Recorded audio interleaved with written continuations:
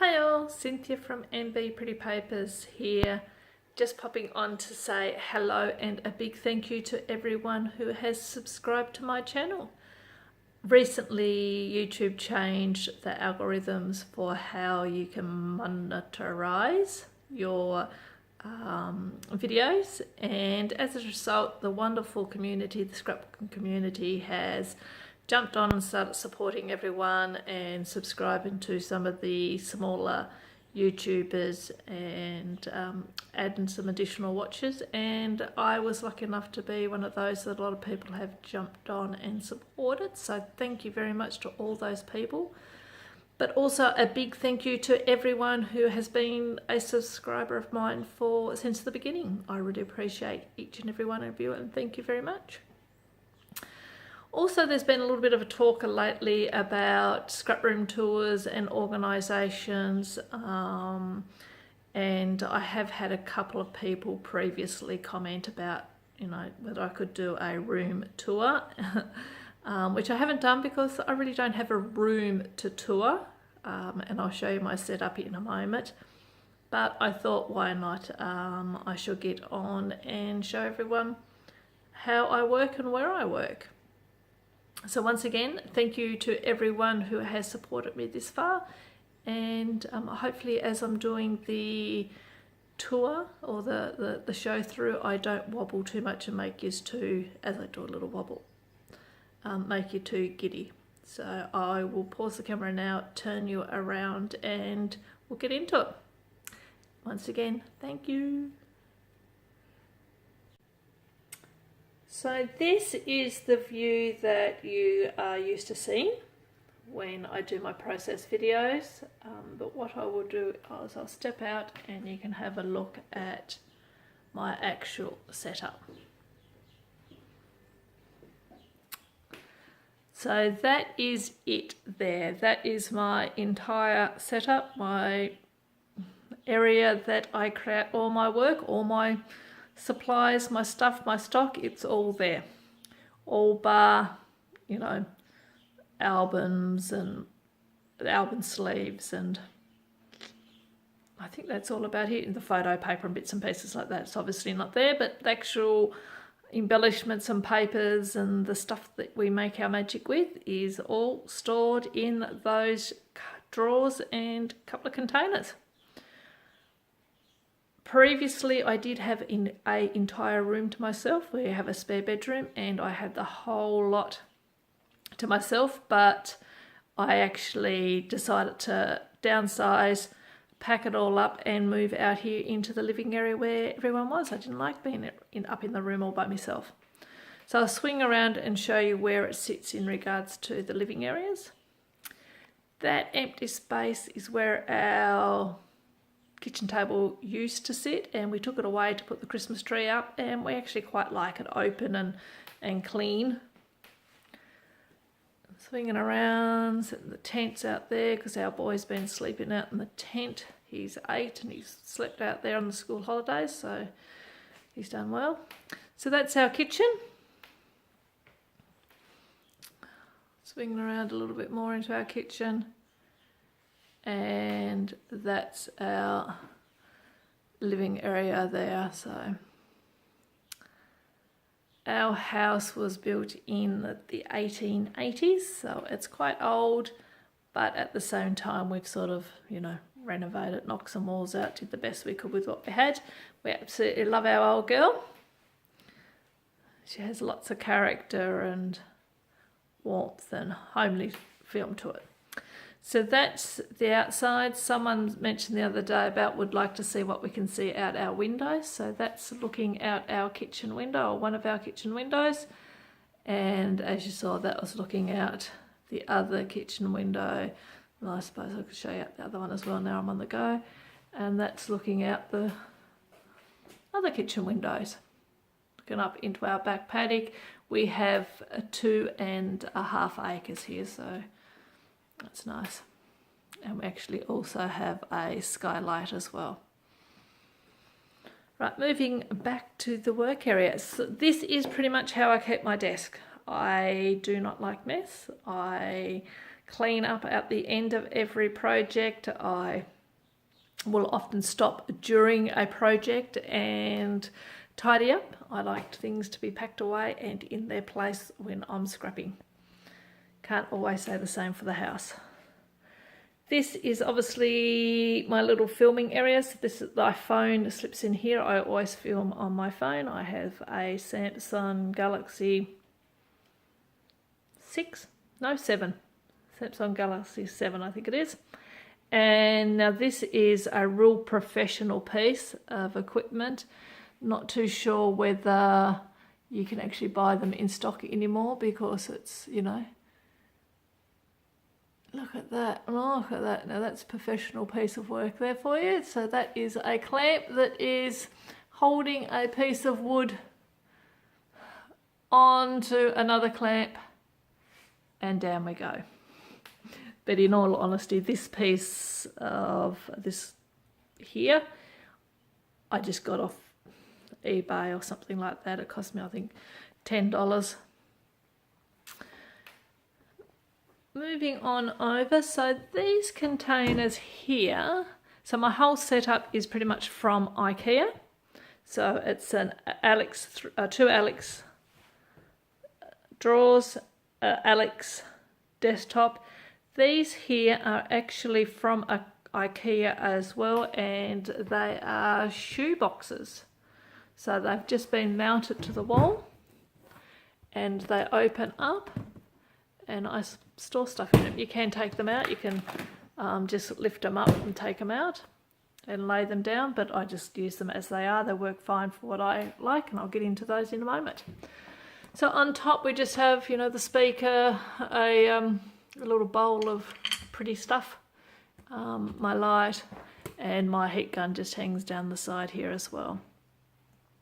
So I have on each front, I've added a plastic slip just with these little clippy clips here, and then I just put my latest projects into them. So I just take them out and put them in a pile in a cupboard until they are filed when a new one comes along. So I just rotate them.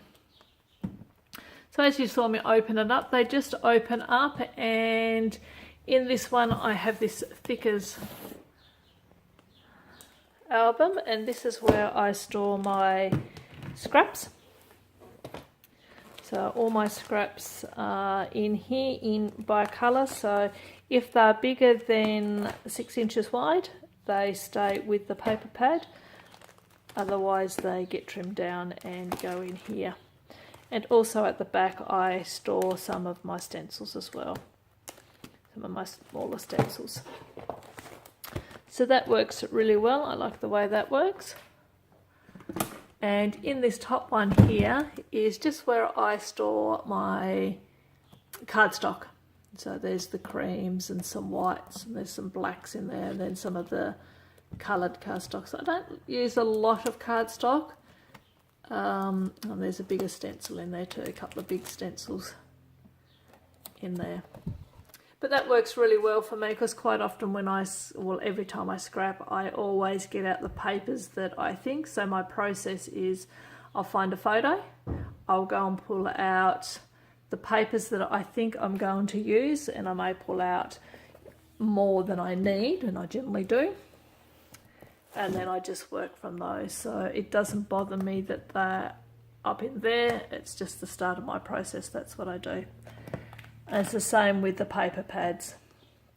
So I'll just go through the paper pads, have a look to see which ones I think I may want to use, and I may just pull a whole paper pad out and flip through it. Oh yes, you know, I want to use that paper or that paper, and I'll take it out and I'll either put the paper pad straight back in, or I just might set it aside. Most of the time, once I've chosen my papers, it would go back in there. So I generally buy, as you can see, buy my papers in the paper pad.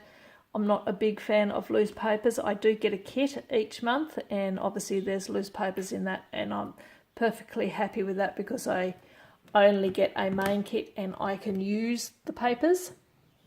So I get about 8 papers in the main kit, and I can always use those each month. I don't have to try to store them, so I like that process.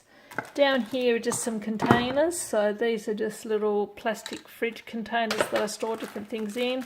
That's some badges from a Scout cubbery that the boy went to that I want to put onto a page. I was trying to figure out how to do it, but I've decided I'm just going to sew them onto a page. Generally have 2 different containers for the embellishments that come in my kit. So generally the ephemera packs that actually come with the kit, and then also another one for the cutter parts that come, or the not cutter parts anymore, the exclusive die cuts. So I use those, and the other one generally has just little hearts in it.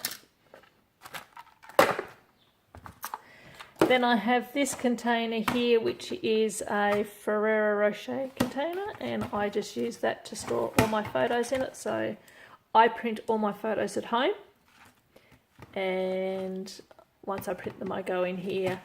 If I print one and the colour's not quite right, so there's that one there and the colour wasn't quite right, so I've put that there, and then I've reprinted. I don't know if you're going to be able to see the difference, but you can just see the top one has a little bit more highlights, whereas the bottom one was a little bit flat. So I just reprinted it. I may use that, I may not. After a while I may just throw it away. Right to my left where I work is my trimmer.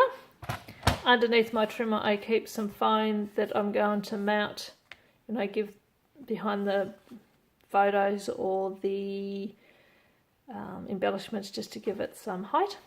Also a little bit of white cardstock that I use to put a white border around my photos if I don't print with a white border. And underneath all that is a folder where I just keep some of the stuff that I may want to scrap at some stage.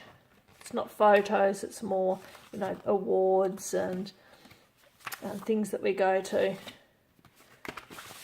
It's a random stuff. And I go through that every now and then. If I haven't scrapped it after a certain period of time, well, I figure I'm not going to scrap it. I'll either scrap it or I'll toss it. One of the two. Up here is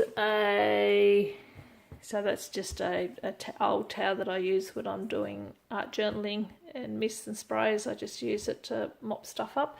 And my sewing machine is just here, so I can just pull that forward and use it as required. Hot glue gun in just a cute little container. Love me hot glue. And just some sequins. That's all the sequins I own. I figure, well, that's enough there. I can make do with those. Thank you. Off to my right is the Big Shot, and on top of the Big Shot just sits my tea ruler that always sits there. And then there's this one, this little green one here. Oh, move that away from the light before it goes too crazy. Is just a pretty green container, which was my mum's, who's now long gone.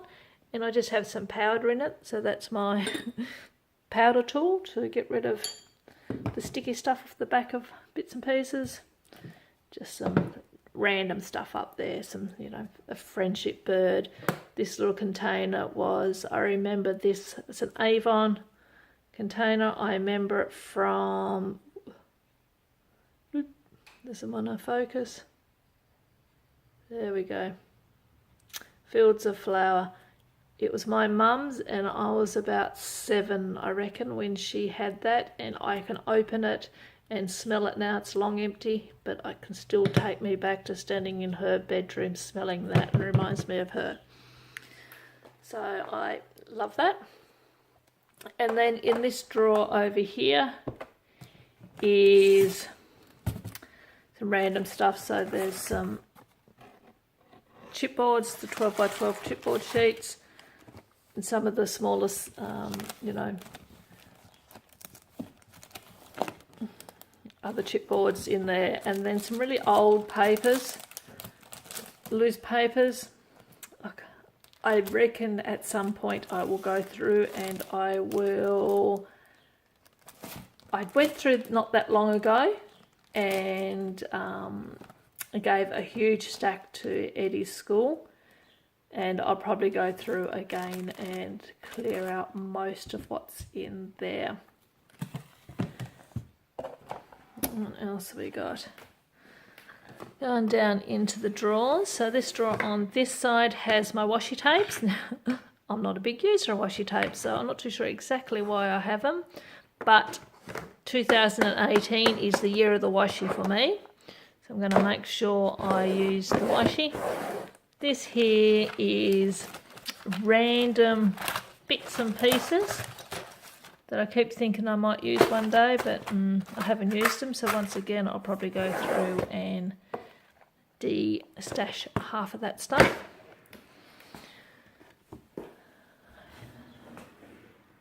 In here's the drawer that I put the monthly kit that I receive. So when I get the kit, I put it in here, and it all stays together. So at the end of the month, when the new kit comes in, I will put what's left in here either in my stash, or hopefully I've used it all up. Things like washi tape and all, obviously I won't have used, may not have used up all the wood veneer numbers, so I'll store those away where they all go. Next one down is more mixed media stuff. So I have all my oxide inks in here, blending tools, a few other inks, my watercolour brushes, gelatos, printers, so just bits and pieces of random stuff in here.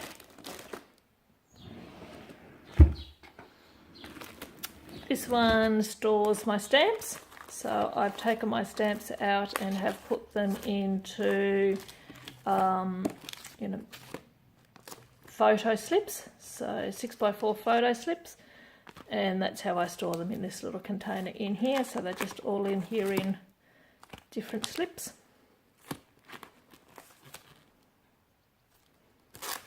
And on this side I have, these are all my die cuts. The die cuts of, the dies, these things to go with the Big Shot. So they're all just saved in there. That's probably my favourite one because we own a boat and we're always out in the water. It's probably my favourite one. So they all go there. In here are some more stamps. So these are, what's that company's name? Close to my heart stamps, so I own a few of those. That's it, that's my Project Life stash. That's all I have now. I got rid of everything else. Don't use them, so I just kept some of the ones I will use. Some more inks, little inks down in there, and a couple of little random stamps, alpha stamps and bits and pieces. Next drawer down is more mixed media stuff. So this is, gesso and matte medium gels and some glues and texture pastes and so forth, and some tissues so I can do some tissue work in my art journals. This here was a hearts from a Pink Fresh Studio, I think it was, and I just thought, oh, that looks like it could be very useful. I'll either use it as a a stencil or something like that.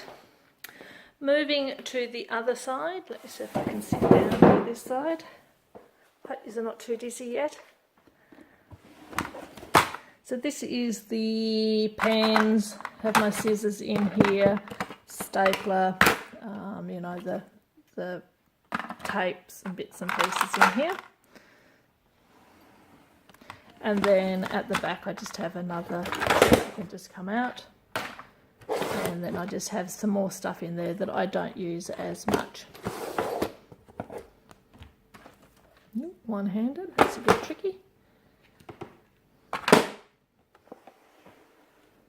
And in here are all my stickers basically. So these are and doilies obviously, so the longer ones fit that way. And the rest of them are just in here. So once again, when I'm looking for stickers, I just come in and I flip through about and see what I want. And that's just what I do. And then when I finish, I just fold them back over, push them back, and if it doesn't fit in this drawer here, I don't buy any more. So next one down are thickers. So this is where I keep my thickers. Once again, I can't fit any more in here. I don't buy any more. Mind you, they do come in the kits that I received, so I managed to somehow squeeze them in. And 6x6 paper pads at the back.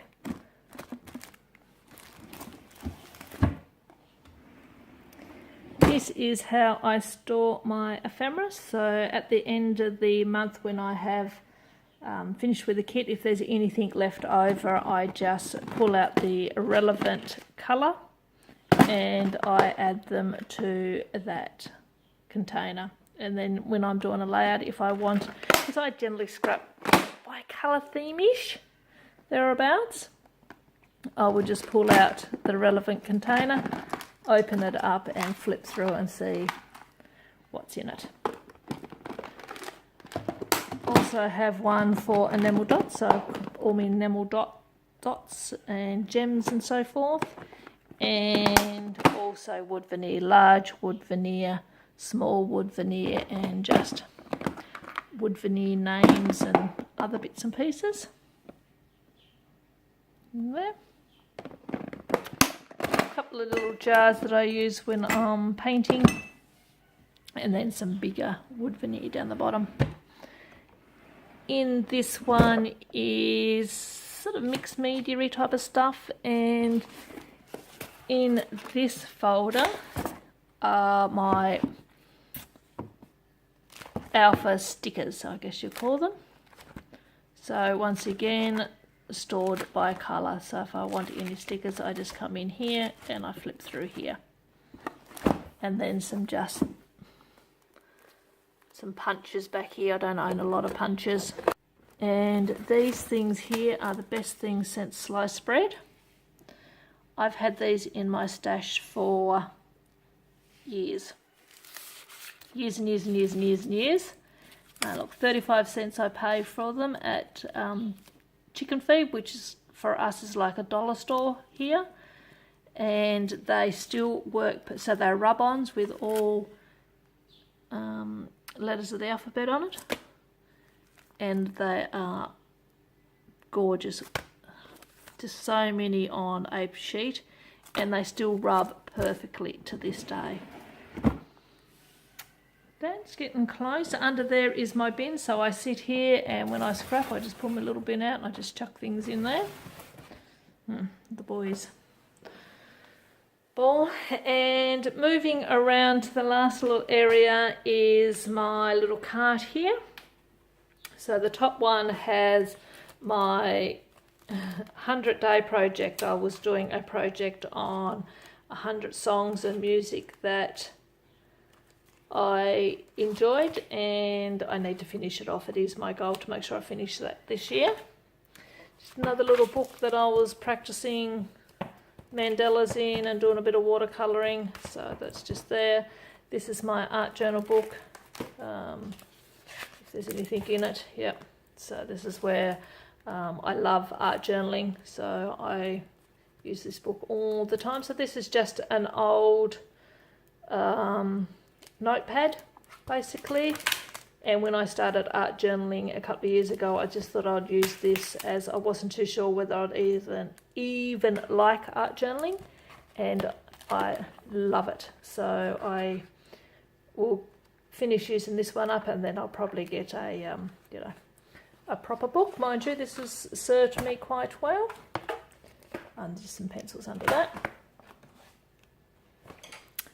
Moving down, the next shelf has paints, some sprays. So I have some Mr. Huey sprays, and I have some Heidi Swap sprays as well. Love these paints. These are absolutely gorgeous. I love the vibrant colours of them. So I've got a colour range back in there, all different ones. Just some watercolours. So these are medium grade watercolours, I guess. There's certainly a lot better brands out there. a couple of those things. Nuvo texture pastes, I think they're called. A couple of embossing powders. I don't use them very often. Down here are my paints, my acrylic paints. So most of them are this brand, but I've got a few other different brands in there as well. So back down here, this one here, this pencil case here has my other colours Tombow in it. And then in here are my Inktense pencils. I love my Inktense pencils, they're gorgeous. And then some watercolour pencils and an adult colouring in book, another sketchbook, and some of those markers, the Crayola Super Tips. And this is in this bag because when we go out on our boat, I take this bag with me all the time. I put in my bullet journal. I generally may put in a couple of photos and some papers. I do a little mini kit up depending on how long we're going out for, and I take it in here, and that's what I take on the boat with me. And that keeps me happy. That is pretty much the end of it. So yeah, so that's the end of my tour. Thank you very much for watching. I hope you enjoyed this little look at my workspace, at my area. Give me a thumbs up if you did, and let me know what you think of my storage solutions and how I managed to work, and show me anything that you might have that you think is a good idea that might work for me as well. Okay, until the next video, have a lovely day, a lovely week, a lovely month, and I will talk to you on the next one. Bye.